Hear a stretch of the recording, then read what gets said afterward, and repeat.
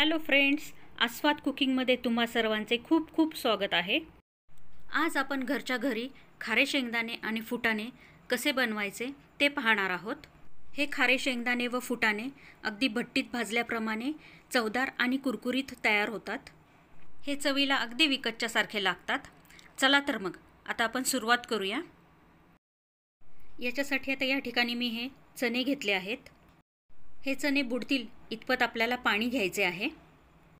या पाण्यात हे चणे आपण 5 मिनिट भिजत घालणार आहोत। त्याचबरोबर चणे व शेंगदाणे भाजण्यासाठी इथे हे बारीक मीठ घेतले आहे।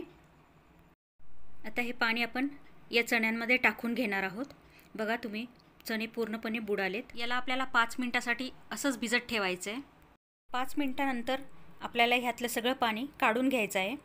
असं चाळणीत टाकून यातलं सगळं पाणी काढून घेऊयात। हे पहा, यातलं आपण सगळं पाणी काढून घेतले आणि आता हे एका प्लेटमध्ये काढून याला व्यवस्थित सुकवून घेणार आहोत।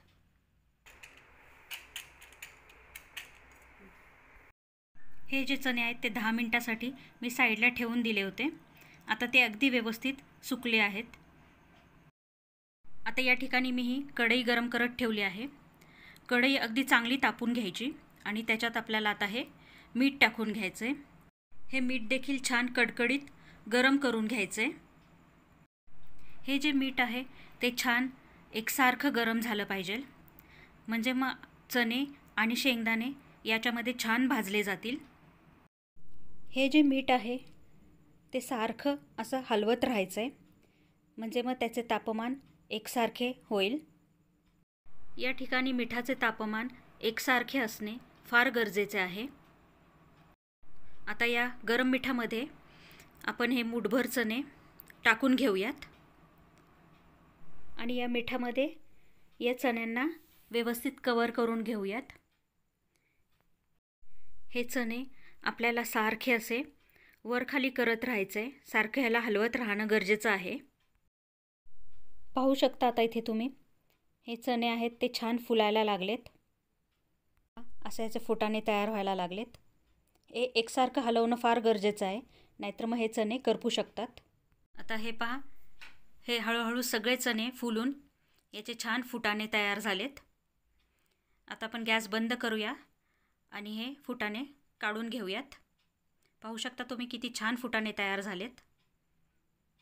अगदी कुरकुरीत फुटाणे तयार होतात। आता हे मीठ पुन्हा एकसारखं गरम झालं की याच्यामध्ये परत आपण 1 मूठ चणे टाकून घेऊयात आणि व्यवस्थित ह्या गरम मिठाने या चण्यांना कव्हर करून घेऊयात।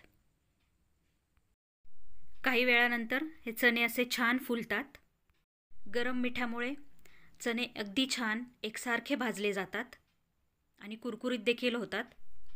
आता हे फुटाणे मी एका बाउलमध्ये काढून घेते आणि थंड करायला ठेवते।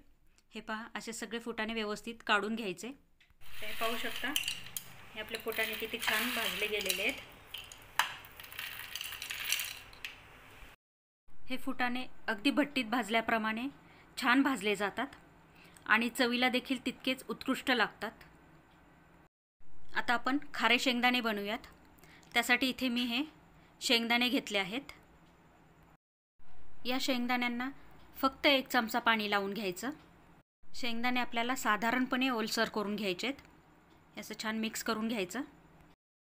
कढईमध्ये पुन्हा तसंच मीठ तापायला ठेवायचं आणि हे मीठ देखील असं एकसारखं तापून घ्यायचं, छान कडकडीत। आता या व्यवस्थित गरम झालेल्या मिठामध्ये हे 1 मूठ ओलसर शेंगदाणे टाकून घ्यायचे आणि मिठाने हे अगदी व्यवस्थित कव्हर करून घ्यायचे, म्हणजे छान भाजले जातील। शेंगदाणे देखील आपल्याला सारखे असे वरखाली करत राहायचे, सारखे असे मिक्स करत राहायचं, म्हणजे मग ते करपणार नाहीत। तुम्ही आता इथे पाहू शकता हे शेंगदाणे छान फुलायला लागलेत। थोडा आकार देखील वाढला आहे शेंगदाण्यांचा। आता हे शेंगदाणे छान एकसारखे भाजले गेलेत। आपण हे एका बाउलमध्ये काढून घेऊयात। हे मीठ गार करून एका बरणीत भरून ठेवायचं, म्हणजे ते आपल्याला पुन्हा वापरता येते। मगाशी जसे शेंगदाणे गरम मिठामध्ये भाजून घेतले त्याचप्रमाणे हे शेंगदाणे देखील आपल्याला तसेच भाजून घ्यायचेत। आपण नेहमी घरी जेव्हा खारे शेंगदाणे बनवतो तेव्हा त्याला मिठाचे पाणी लावून घेतो आणि मग ते भाजून घेतो. परंतु तुम्हाला जाणवले असेल ते शेंगदाणे थोडेसे खारट होतात, त्यांना मीठ थोडंसं जास्तच लागतं. परंतु अशा प्रकारे जर खारे शेंगदाणे बनवले तर याला फार जास्त मीठ लागत नाहीत, अगदी चवीप्रमाणेच मीठ लागतं. जास्त मीठ खाणं हे आरोग्यासाठी हानिकारक आहे, त्यामुळे अशा प्रकारे खारे शेंगदाणे बनवलेले कधीही चांगले. आता इथे पाहू शकता हे खारे शेंगदाणे तयार झालेत.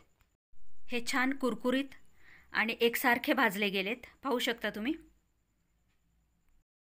अशा प्रकारे खारे शेंगदाणे बनवून ते एका डब्यात भरून ठेवले की आपल्याला पाहिजे तेव्हा ते खाता येतात.